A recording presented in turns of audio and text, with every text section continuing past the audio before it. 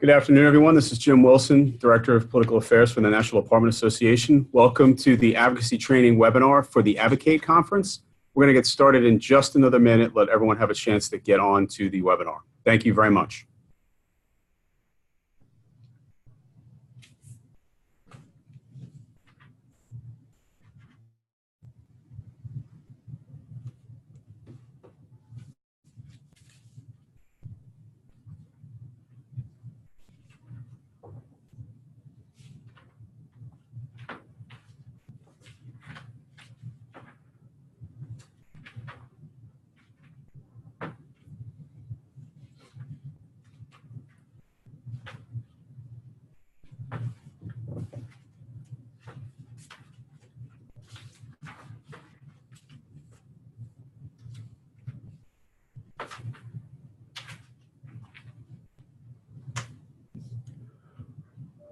Good afternoon, everybody. This is Jim Wilson, Director of Political Affairs for the National Apartment Association. Welcome to the Advocacy Training for the NAA's Annual Advocate Conference and Lobby Day. Lobby Day will be just coming up in a couple of weeks on March the 6th, and we wanted to give you an overview of the issues that we're going to be working on this year, as well as some training on what to expect when you go to your meetings on Capitol Hill with your congressmen or your senators. I wanted to start with a quick overview of the landscape for Lobby Day. If you've been paying any attention to the news lately, you'll recognize that the landscape is particularly muddy, even over the past weekend, given some of the actions around the proposed border wall by the president and the Trump administration. But even going back as far as the November 18 elections, we are now in an era of divided government. The Republican Party controls the Senate and the presidency, and the Democrats now control the House of Representatives. And even before this past weekend's events, it could be easily said, and even more so now, that trust is a hard commodity to find among key players within Congress and between Congress and the administration. So the road to any kind of meaningful legislation this year, including just regular appropriations bills and keeping the government open, is going to be a daunting one. However, the issues that we're going to talk to you about today that we're going to ask you to bring to Capitol Hill in a couple of weeks, these are all bipartisan issues, and they're also going to require collaboration and cooperation from both sides of the aisle. So with that, I'm going to turn it over to Greg Brown, NAA's Senior Vice President of Government Affairs, to begin talking about the issues. Thanks, Jim. Good afternoon, everyone. So we want to start with sort of the umbrella narrative for this conference and your advocacy on Capitol Hill, which is housing affordability.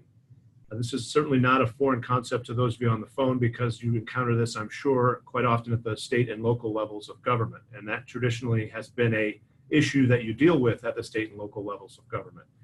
However, this issue is now sort of is coming onto the national stage, and members of Congress and federal policymakers are talking about housing affordability. Whereas in the past, they might have specifically hit on this issue as it related to a federal housing program. Now there's a decidedly more alarmed tone to that discussion, and they're getting more concerned and sort of inserting themselves in more discussions about what happens at the state and local level and what Congress should be doing as part of that.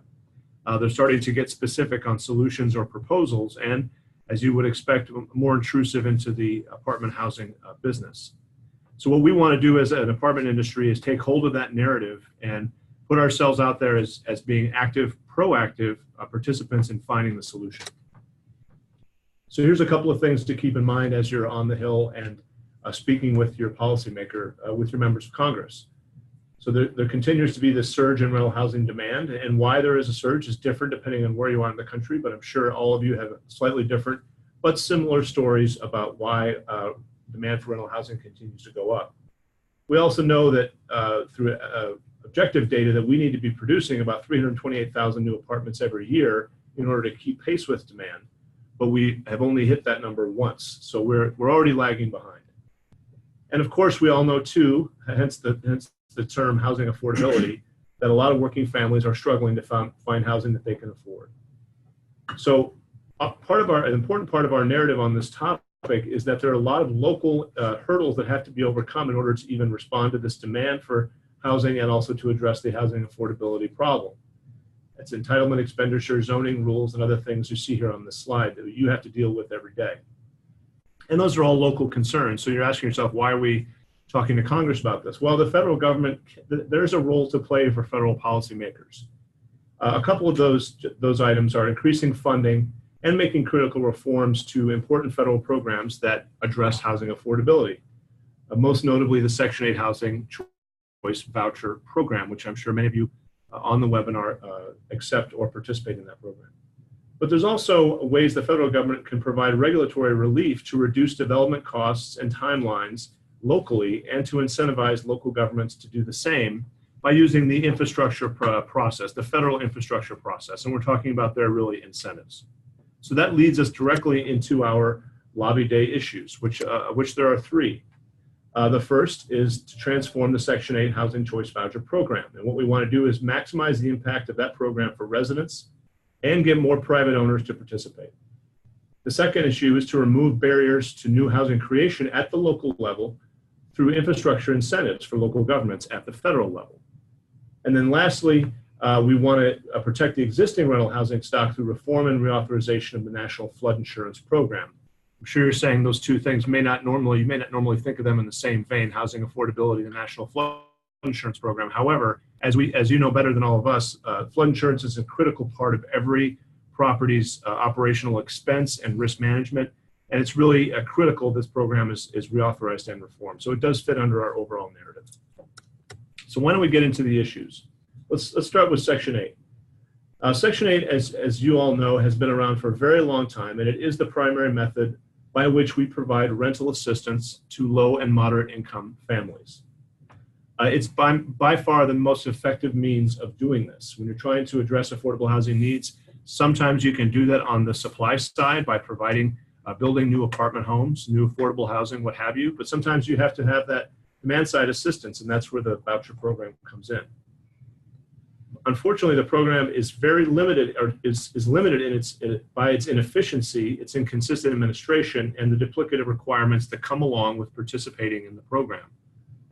This is not an easy process to manage your way through if you're going to accept vouchers. And of course, as you can imagine, these hurdles and these challenges and this inefficiency and inconsistency all contributes to discouraging private housing developers from participating in the program or accepting vouchers. For every one of you on the phone that does accept a voucher, you probably know 5 or 10 private owners who don't, because they don't want to deal with all the headaches that come with that very important program. And so our message is that we need significant reforms to maximize the benefit of this resource, not only for owners, so we get more owners to participate, but also to the benefit of residents, those that use the vouchers. So what are we specifically requesting of Congress as it relates to Section 8? So we streamline and reform the Housing Choice Voucher Program to encourage more private participation. We're asking for increased funding for the program to increase the supply of vouchers and improve the efficiency and the administrative consistency. I think one message we've heard clearly from our members is that there's a very inconsistent delivery of this product, this voucher program, depending on what public housing authority you're dealing with.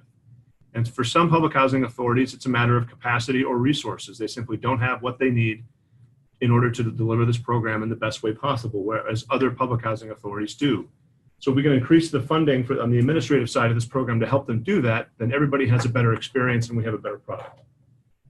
We want full implementation of the Housing Opportunity Through Modernization Act. This very long name references a piece of legislation that was passed several years ago, which was the product of a very thorough reform process, but gave us a couple of very important changes to the program that should improve its efficiency, most importantly being the inspection process.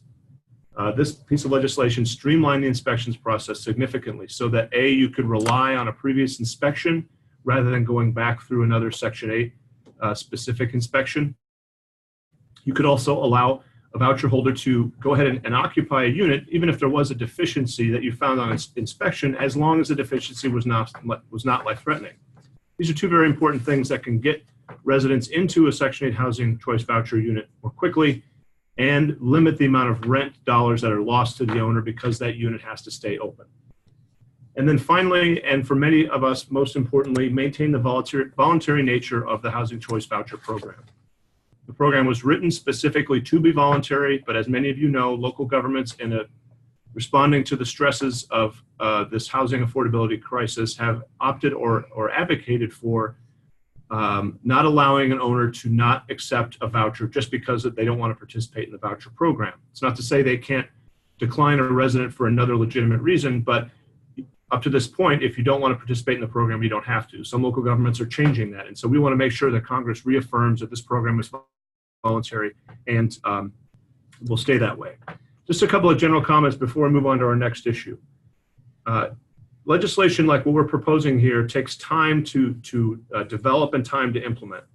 So think of your mission on Lobby Day for Section 8 to making the case for why reform is needed and setting that table for discussions to be had around the reforms that we are suggesting. That means that sharing a personal story about dealing with Section 8 or why you don't accept Section 8 is really valuable in this context. Now, there are also a lot of very specific ideas for reforming the Section 8 program, but you notice that we are requesting some general categories. Well, again, at this point, we're setting the table for having discussions around reform. So we want to do that by providing very sort of general recommendations, and then we can get more detailed as we go along. Now, with that said, I'm going to turn it over to Jason Lynn, and another member of our advocacy team, to talk about infrastructure and our second issue. Jason. Thanks, Greg. The issue of infrastructure is one that is, as Jim mentioned earlier, not only bipartisan, I would refer to it really as post-partisan, if there is such a thing. The issue of infrastructure is one that has historically been supported by Republicans and Democrats and has been one that both parties have been able to rally around in the past. And in these hyper-partisan times, we're certainly hopeful that that is an issue that folks can, up on the Hill, rally around and move forward with, particularly in this challenging time. President Trump called for infrastructure investment in his State of the Union address once again, and his administration has highlighted the importance of this issue for overall economic development. And in fact, infrastructure investment does have significant impact on overall economic development, not only in terms of the short-term impact, but as well as medium and long-term impacts on economic growth. So it's vitally important to not only economic growth, but to the varieties of industries, not only that support infrastructure directly, but as well as those that benefit and use it. So Congress is going to be looking at a number of different proposals over the next couple of years related to infrastructure investment. And it's vitally important that we communicate the importance of this issue to our industry, just as the parochial interests like the road builders and others are doing as it relates to their industry. It's very, very important that Congress hear from a variety of industries, particularly ours, about the impact that infrastructure investment can have on the industry that you all are going to be up there representing. It's critically important to also recognize that an infrastructure bill not only facilitates economic growth, but that it's also one that can encourage further investment. And so as Congress and the federal government invests, private investment goes up as well, and a variety of industries are improved and expanded. We want to ensure that as the debate over infrastructure and what that bill looks like continues over the next year or two, that our industry, the apartment industry, has a role to play in that debate and in that discussion. And it's important that housing and our industry is reflected in what Congress wants to do. So as you're up on the Hill, I think it's critically important that you address the impact that infrastructure has on our industry, and that you can share, as Greg just mentioned with Section 8, the various stories that you have on what infrastructure, aspects of infrastructure you found to be critically important. We're going to want to ensure that there's a long-term funding stream for infrastructure. We're going to want to ensure that federal spending can spur private investment and further economic growth, to invest in rehabilitating communities, all of the issues that you guys are very, very familiar with. So it's critically important, as I mentioned, that we ensure that infrastructure is highlighted in the course of your day up on the Hill, and that our industry communicates the importance to members of Congress. Thanks, Jason. Okay, we'll move on to our third and final issue for the day, which is flood insurance and risk mitigation. This is not a new issue. We were lobbying on flood insurance last year, and I think we lobbied on it the last 2 years, and it reflects sort of the ongoing problems with the National Flood Insurance Program. You all know better than anyone how important it is to have affordable flood insurance that's available in all markets and for every at-risk rental property that requires it. As you also know, federal loan programs like FHA multifamily, Fannie Freddie, and many conventional loans cannot close without appropriate flood insurance coverage. So it's not only important from a risk mitigation perspective, it's critically important from a lending and debt perspective as well. But this is where the National Flood Insurance Program, or the NFIP as it's known for short, comes in. It's the only flood insurance product that's available in many markets due to the limitations that currently exist on the private market. So if you don't have an affordable private market flood insurance product, then the NFIP is a pivotal risk management tool in states all around the country. Now, unfortunately, in the last several years, the NFIP has been reauthorized under a series of short-term extensions. In fact, we're in the middle of one right now. The program is set to lapse again on May 31st, 2019. This is very problematic to be operating under this sort of short-term hop from one extension to another. We really do need that long-term reauthorization to provide that certainty and that consistency in the market.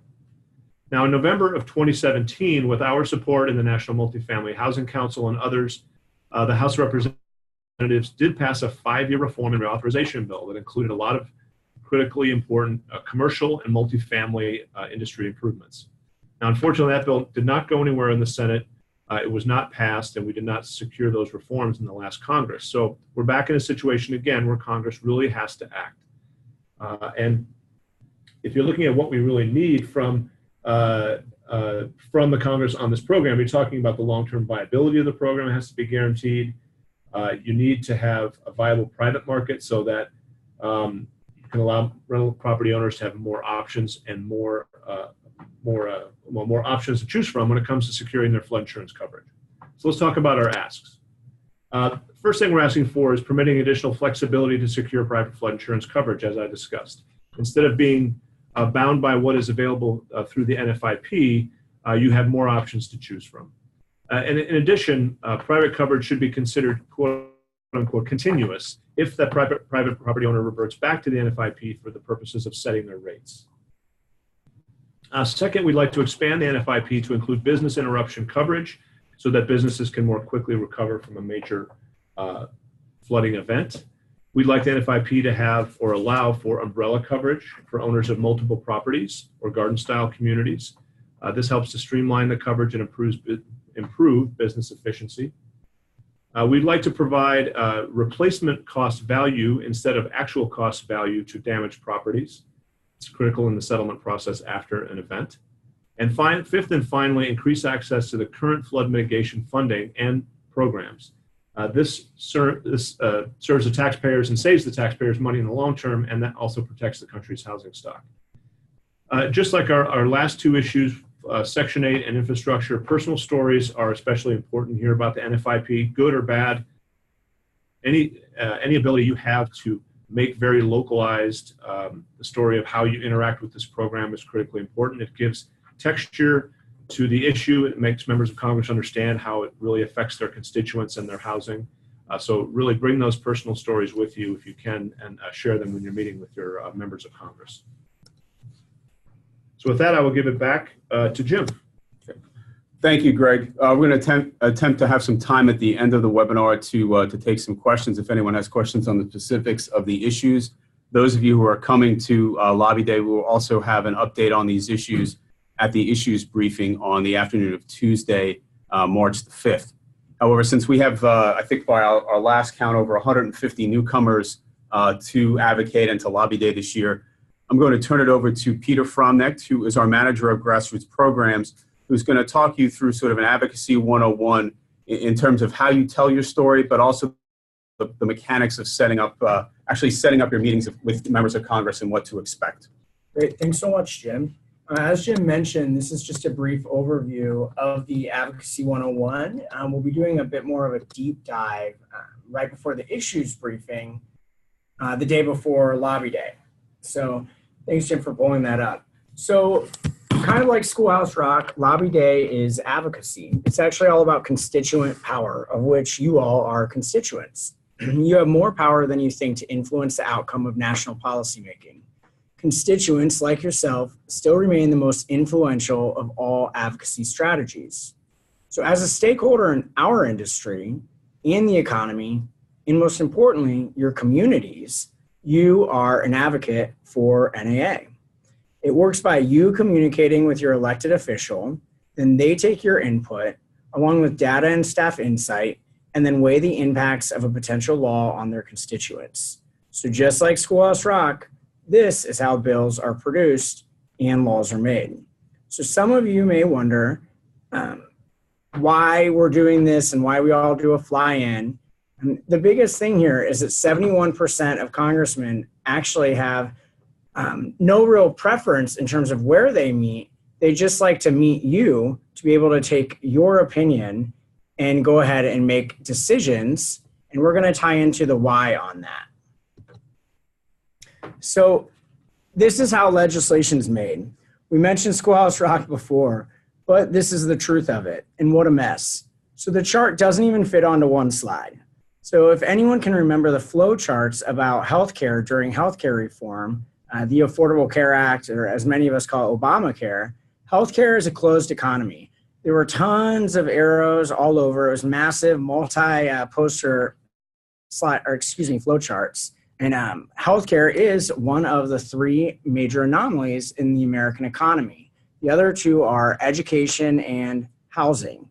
So if you think about what people may say who live in cities and the price of apartment rent, they look around, they see all these cranes, and they wonder why are prices so high?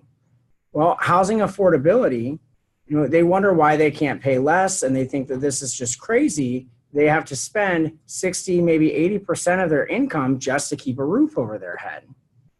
Well, the difference between that housing and education or healthcare is that housing really can be boiled down to simple economics, and it's fairly transparent. So you look at how the cost is determined. Look at the others in your room with you when you're going to have that meeting. And to me, that means that every single one of those connecting lines above is a space to insert your story and advocate for yourself, your communities, and a healthy apartment housing industry. So many of you may be familiar with Thomas Jefferson's quote, "We in America do not have a government by the majority, we have a government by the majority who participate." So as many say, the squeaky wheel gets the oil. Now, on average, congressmen work over 70 hours a week. So some even actually sleep in their offices on blow-up mattresses while they're here in DC, trying to get back home as much as they can to listen to constituents like yourself. So it isn't uncommon for a single office to receive nearly 1,000 correspondents a day. So it takes more than just a loud voice to be heard through the fray. And that's where the personal touch of you getting in front of that legislator and their staff and building a relationship can make all the difference. This is all part of our Advocacy 365 program. We call it Advocacy 365 because we try and advocate on behalf of the industry 365 days a year, and we treat Lobby Day as just a springboard. A little bit of housekeeping here. Once you arrive in DC, you're going to go and pick up a folder from the registration desk. In that folder, and with that folder, you'll get your name tag and then all the items below. The registration folder is to help you navigate your way and make the most out of your conference and your time here in DC. There will be a separate set of folders, and we call those the Lobby Day folders. There are 535 folders, one for each member of Congress. Your group leader or the individual responsible for scheduling your meetings will pick up that folder. Unless you have spoken with someone from your association, do not pick up the folder.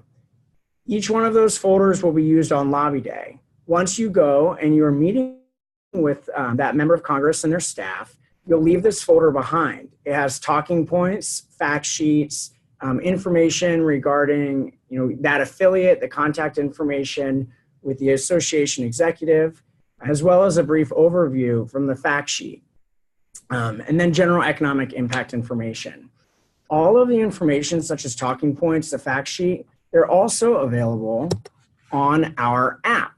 So don't fret about having the talking points and information in case you lose those just left in the leave behind folder. All the information is available to you on the app. It's free. You can download it in Google Play, Apple, all the stores, all the things.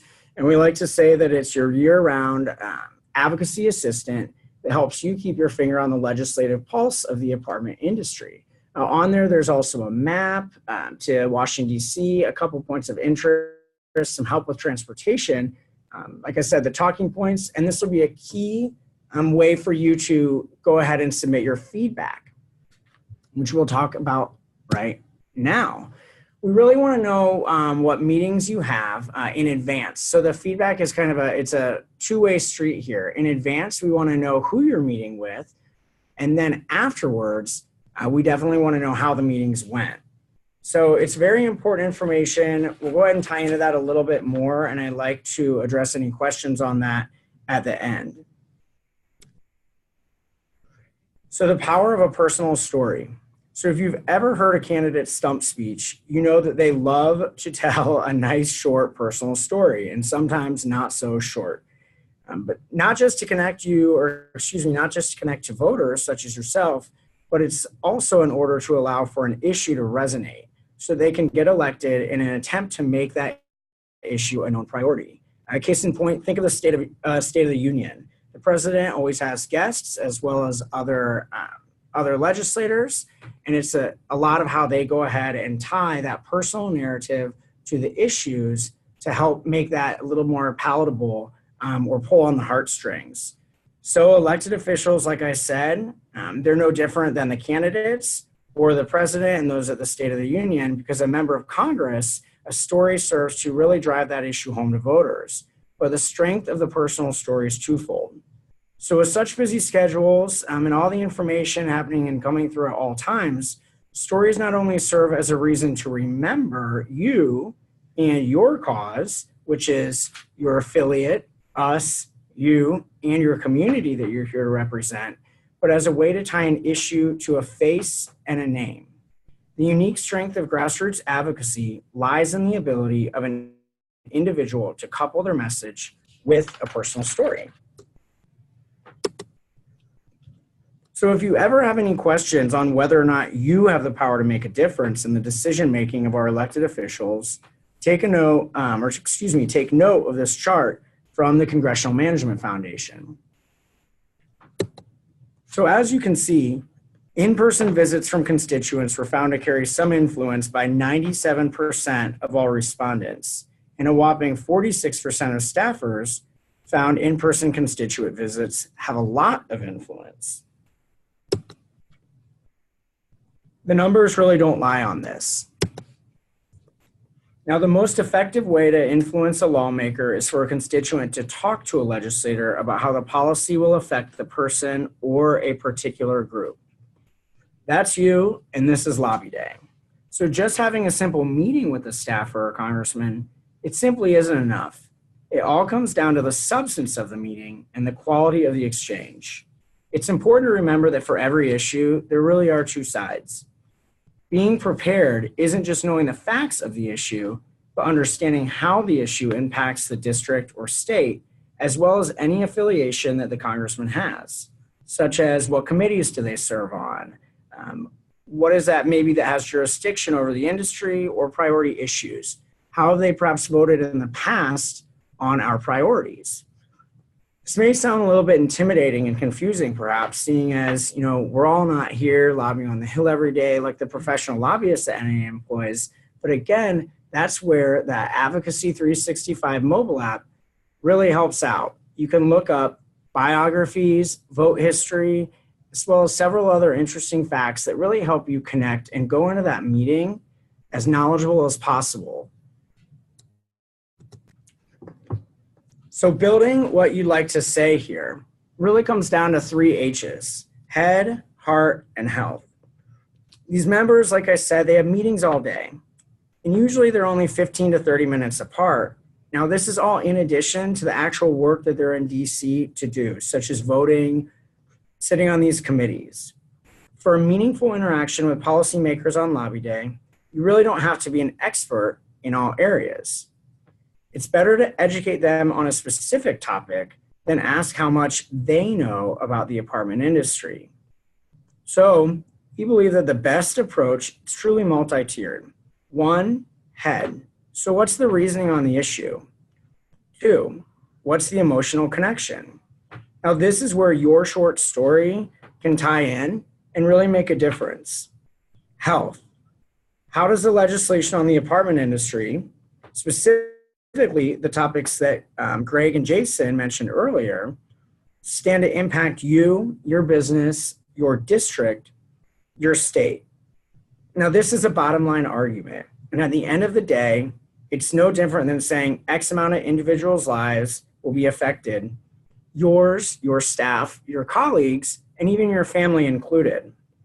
Now, you'll notice that we never have an M here, M being for money. It's easy to think that everything comes down to dollars and cents, but it's never under any circumstances appropriate to bring up any donations that have been made, how you or your association have supported that member of Congress, or any feeling that you have that money plays in the role of politics. So we always want to remember that if we're unable to answer a question, and this is just a coverall for everyone here, it is completely acceptable to tell that individual, whether it be the staff of the member of Congress or the member themselves, that you'll get back to them.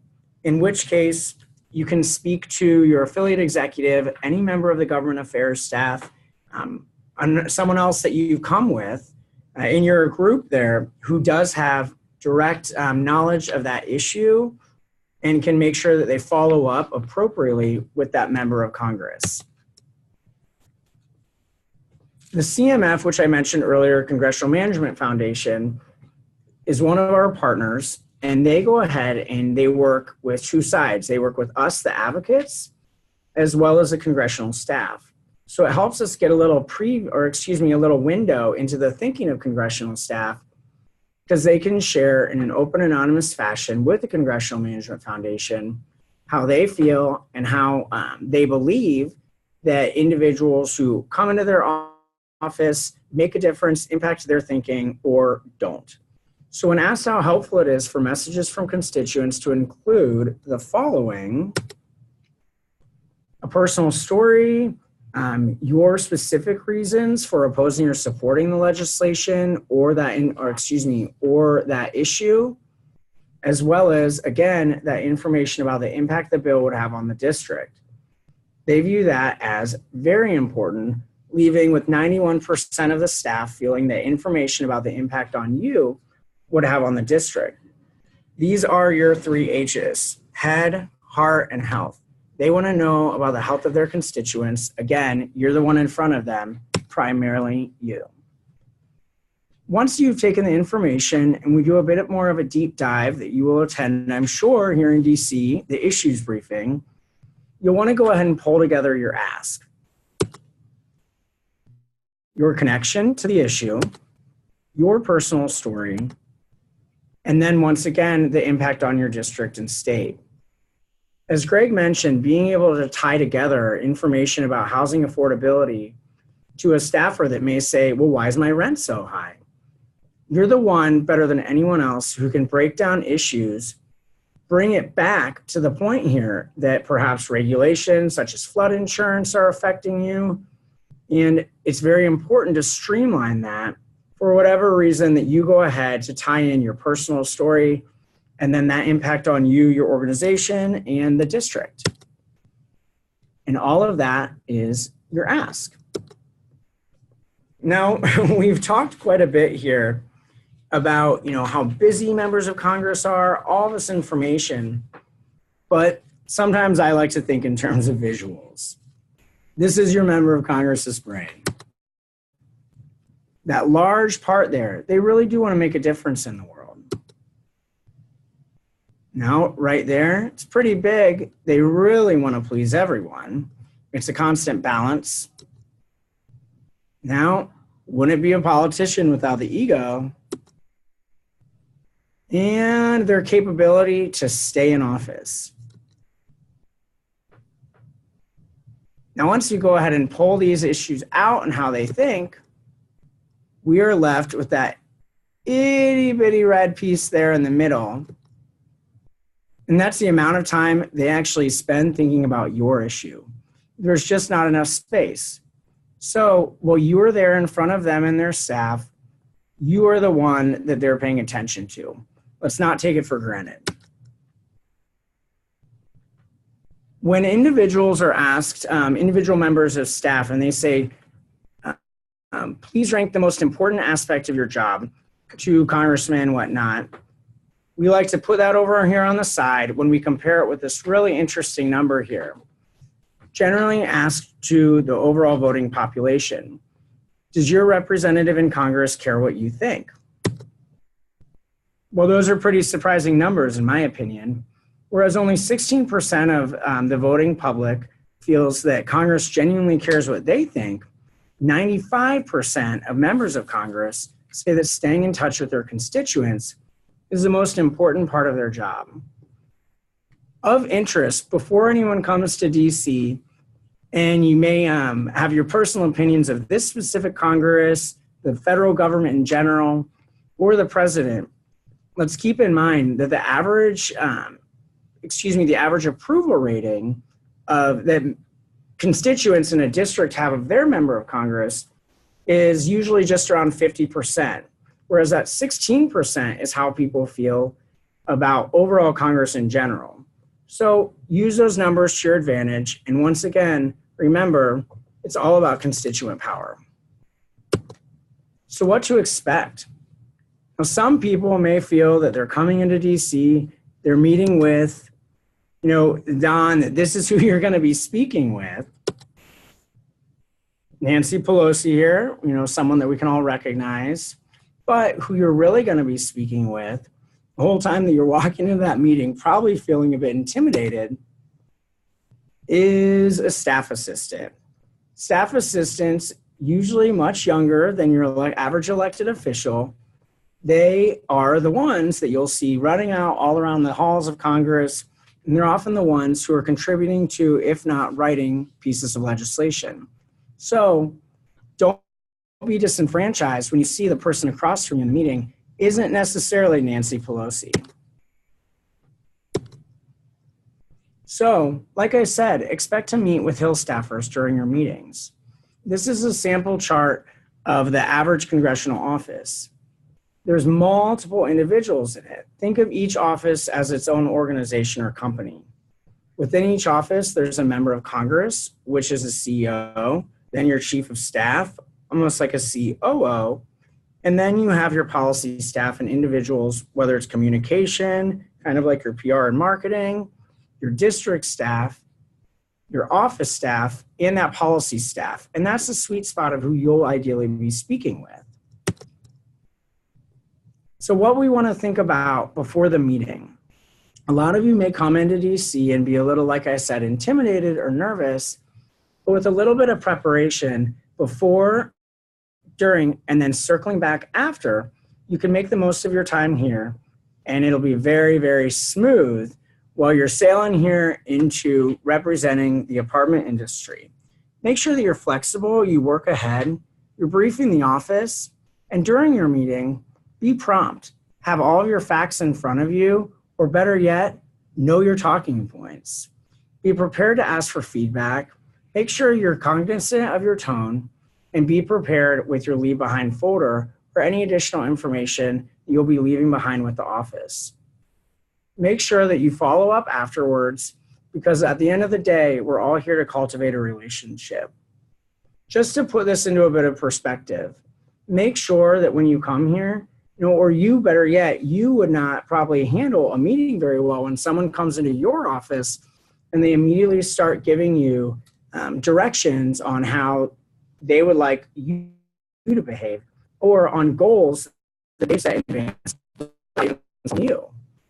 If you go ahead and check out your Advocacy 365 app, or take a quick Google on your member of Congress in advance, you may find a piece of legislation that you believe that has been friendly to you.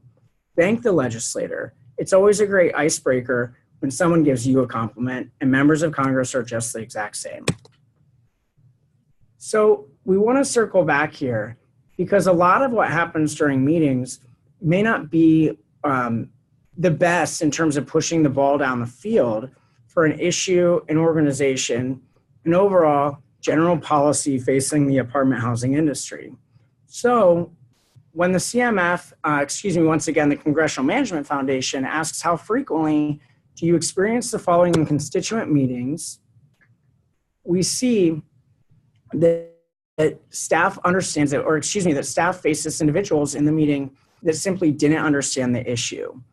This is easily solved by checking out your registration packet or, once again, the talking points. Make sure that you have the correct information. Make sure that you know the member's name, you know what they've been doing, you know if they sit on any major committees. Also, understand that you want to make sure that you assign one person in the meeting to be the main moderator or to lead the conversation. Less people talking is always better, and you're all there to be able to answer any questions. We mentioned before, when you get to when you get to Capitol Hill, you're not going to see a lot of congressmen running up and down the halls, but you sure will see a lot of staff. Every time you see a congressperson, whether it's here on C-SPAN, maybe on NBC, doesn't really matter. What you'll always see, the one constant, is who's right behind them, and that's their staff. There's no better way to ingratiate yourself with the congresswoman rather, than building a relationship with those individuals that are always there and that are getting paid to know or be the expert on the issues, the staff. I mentioned before that we'd circle back to discussing the feedback. Now, why do we ask for feedback? It's not some big brother issue here. Feedback is very important for our government affairs team, specifically our lobbyists, that when they go up to the Hill and they're working with members of Congress and their staff about an issue, we like to make it as seamless as possible so that we're not walking in somewhere blind, not being aware of who met with them, what they said, and more importantly, where they stand on an issue. So remembering as a follow-up to that meeting, after you go ahead and submit your feedback, the whole process takes between 1 and 5 minutes. You can even do it right after the meeting while walking to your next office. You want to make sure that you're getting the most out of your time. And that can be done by sending a thank you note or even making sure that you attend a couple events in the district. Something even as simple as inviting your congressman to your meeting. Now, that's something that all of your affiliate executives should be able to help you out with by reaching out to the government affairs staff. We can really make sure that we're keeping those relationships alive. The most simple way, though, is to send that thank you note and make sure that you do include any valuable information. So you want to go ahead, send that information, show that you're a reliable source of information, and keep that member's office aware of the issue. Like I said, it's only a small place that takes up in their mind, their brain there. Keep it fresh as long as you can so that when we do circle back and that issue is being voted on, they remember you, your story, and that relationship. Some housekeeping here, a couple key dates. The webinar, clearly today, 2/19. Now on the 1st of March, we're asking that everyone make sure that they have their meeting reporting log updated, which that serves as our tracker so that we know who meetings are already scheduled with, and we can focus on scheduling meetings with other members of Congress and making sure that each meeting is covered with enough people that are coming in to meet with those members of Congress. That can be done on the Advocate website. That's www.naahq.org/advocate, and that's under the Scheduling Your Meetings tab. Now, we do have a kickoff on the 5th. I mentioned that earlier. That's our Washington 101 session, which will be led by Brad Fitch from the Congressional Management Foundation, as well as our issues briefing. Greg mentioned that earlier. We'll be doing a deeper dive as well as taking questions and answers. Now on the 6th, make sure you're here well rested and ready to go because our lobby day starts bright and early. If you're not sure about where you're meeting first, who you're meeting, or when, reach out to your affiliate. They should have all the information for you. If you can't get a hold of them or you have additional questions, never hesitate to reach out to us. And then again, afterwards, get all that feedback in right away while it's still fresh in your mind, and then you don't have to rely on that memory because you'll be very busy during the rest of your time here in DC because we want you to make the most out of your conference, the Advocate Conference in 2019. Now, on the day, on lobby day, we have set up what we call kind of your lobby day headquarters. It's called the Florida House. It's directly behind the Supreme Court building, which is very conveniently located, almost equidistant between the House and the Senate buildings. Feel free, take a moment to look at the map. It'll also be denoted on your map in the Advocacy 365 mobile app, or refer to a map in your registration folder or ask any one of the staff members that'll be on hand. What can you do there? It's a great place to kick back, take a breather. You'll be tired. You'll be going back and forth. There's a lot of walking. On that note, don't forget to wear comfortable shoes. We'll have snacks and a great opportunity to share your story and your personal experience on lobby day. So if you're a first-time attendee, don't forget to stop by the Florida House on lobby day and then share your story with us. Peter, Greg, and Jason, thank you all very much. It's a lot of information for a very important day. I see we have at least one question that's come in so far. We're going to take that in just a second. If you're working through the Zoom webinar interface, make sure you use the question box to submit any questions as opposed to the chat box. But let's go ahead and see what we have here. I have a question from Dennis Watts. The Advocacy 365 app has last year's talking points. Yes, that's correct. The current talking points are being updated as we speak, and they'll be on the app in the next couple of days. But we are updating those as we speak. We have some new branding material to put on there, but those will be there. Your talking points, your fact sheets, everything that you will bring with you into the meeting as well, so you can review it in advance. And those, of course, it's part of the reasons why we have the 365 app. Throughout the rest of this year, if you have a meeting with your member of Congress at home in the district, as Peter alluded to, you'll be able to refer to those quickly just at the palm of your hand with the 365 app. Second question that's come in. Will you provide more info or a summary on housing opportunity through modernization at Forest? I'm intrigued by the comments regarding some of the specifics of what's contained in that act, and I think that will be beneficial to our members. Yeah, absolutely. This is Greg Brown. We can put a short summary out for you with those key elements. I guess we do it through for the participants in this webinar, and then have some. Yeah, we'll do a message after the webinar with a short explanation of what I was referring to in regards to that legislation. Great question. Another question from Dennis Watts in Kansas City. Can we put scheduled meetings in now? Yes. If you go to the Advocate website and on the Lobby Day tab, there is a sort of a 101 for setting up meetings. Once you go there, you'll see the meeting log. It's an open Google sheet. Anybody who has scheduled a meeting can go ahead and fill those in. If you can't locate that, you can either email me or email Peter. I'll have our emails up here in just a moment. You can email either one of us, and we'll make sure it gets noted. Since this webinar, another question. Since the webinar has been recorded, we're going to send this out to registered attendees. Yeah, we did get word from a couple of folks who were registered that they were not able to get on this afternoon, but we are recording this, and we are going to post this to the Advocate website once it's completed. Give us a little time, though, to download the recording and get it up on the website, but we will notify everybody so they can be able to go ahead and take a look at this webinar. Jim, on that note, it's we are doing the Lobby Day or Advocacy 101, as well as a more deep dive into the issues briefing.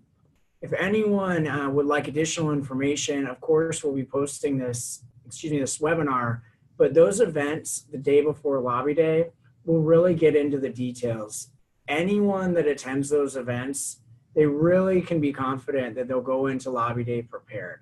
So please do come by, especially if you are a first-time attendee.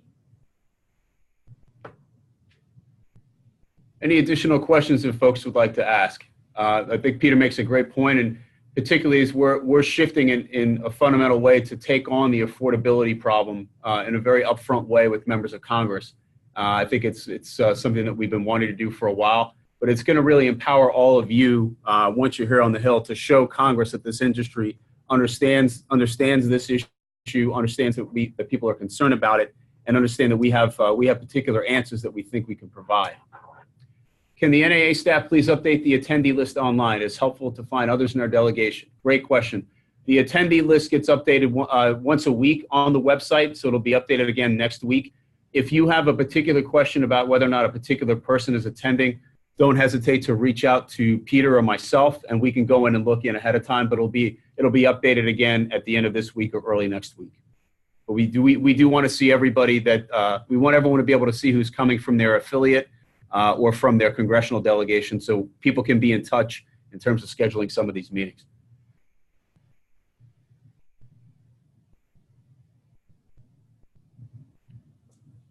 Any other additional questions we can answer, excuse me. I have plenty I can ask, but I can probably answer more. Jim, regarding the scheduling of meetings, or rather the tracking document, where as Dennis mentioned, where to submit those meetings that are scheduled, those of you that have attended in the past, such as Dennis, or those people that have participated in the scheduling of meetings that are on here today, you may see that things are a little bit different. And you'll also notice that we're really that we are putting everything at the tip of your fingers so that it can be an expedited process where you can put in the information that you would like us to see so that we can plan for that. But more importantly, that information is now available for all of the attendees to see. So that if you're on here and you have questions about who you're meeting with, go ahead and log on to that tracker, the meetings reporting log, and you'll see on there the names of all of the affiliates that match up with their corresponding members of Congress. Those meetings that are scheduled have a yes by them, and then the contact name of the individual that's scheduling them. That's usually someone, an affiliate staff member, or someone that's involved in the affiliate. So if you don't see any meetings scheduled, please call your affiliate. Reach out to your affiliate executive. And if you can't get through or you just have additional questions, don't ever hesitate to call myself or Jim. Okay, we just have a couple of other pieces of housekeeping to go through here. And if other questions pop up, we'll be able to see those before we let everybody get back to their Tuesday afternoon. But there are a couple of other events that are going on leading up to Advocate and at Advocate. First thing is that we are doing something for NAA PAC this year for the first time. We're doing a sweepstakes that's, while it's concentrated around the Advocate conference, you don't have to be at the Advocate conference to win. This is a trip for two to Bali in Indonesia. Probably, given the weather DC is supposed to get tomorrow, I wish I could win this trip. But a simple $50 contribution to NAA PAC will enter you for a chance to win a trip for two. The winner is going to be announced after the Advocate conference. And if you go to the Experience tab on the Advocate page of the website, you'll find out more about that sweepstakes. And also benefiting NAA PAC, we've kind of switched it up a little bit from the traditional BGF event to have a NAA PAC happy hour, really NAA PAC happy 90 minutes on March the 7th. This is hosted by the National Suppliers Council, and it's going to be on March the 7th from 5 to 6:30 p.m. in the Independence Ballroom. Some of you may, if you attended last year, suppliers or not, everyone's welcome to attend. But you'll remember that the members of the National Suppliers Council Executive Committee had some great prizes that they allowed everybody to enter for a chance to win, and we'll be reprising that this year. And that this happy hour is free to everybody. But last but not least, we want to have everybody's contact information up here. You'll see the second member of our federal lobbyist team, J. Maurice Jackson, was out of the office today, was not able to join us, but he will be with us at the conference. Has been here since the beginning of the year, along with Jason. Both of them have been outstanding additions to our team and are going to be wonderful resources for all of us throughout the industry as we increase our efforts to engage Congress on behalf of the apartment housing industry. And unless anyone has any further questions, we will hopefully see everybody on March the 5th. So thank you all very much for attending this webinar, and make sure to let folks who didn't have the opportunity to attend that it'll be on our website in the next day or so. Thank you, everybody, very much.